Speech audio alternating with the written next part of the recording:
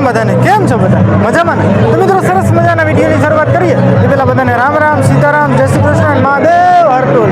તો ફ્રેન્ડ્સ, આજે જેમ તમે થંબનેલની અંદર જોયું કે માધવપુરના મેળાનો ચોથો દિવસ, સોરી મિત્રો, માધવપુરના મેળાનો ત્રીજો દિવસ. તો ત્રીજા દિવસની અંદર માધવપુરના મેળાની અંદર કેટલી નવીનતાઓ છે, કેટલી નવીન વસ્તુઓ છે એ મારે પણ જોઈ છે, સાથે સાથે તમને પણ બતાવી છે.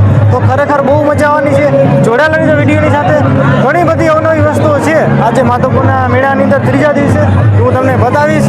અને ખાસ કરીને દર વખતે કહેતો હોય કે તમે આપણો આ વિડીયો ફેસબુક ઉપરથી જોતા હોય આપણા પેજને ફોલો કરો, અને યુટ્યુબ ઉપરથી જોતા હોય તો આપણી ચેનલને સબસ્ક્રાઈબ કરો. તો ચાલો થોડોક પણ ટાઈમ વેસ્ટ કર્યા વગર ફટાફટ જઈએ અને જે કંઈ નવીન વ્યૂ છે તમને બતાવવાની કોશિશ કરીએ.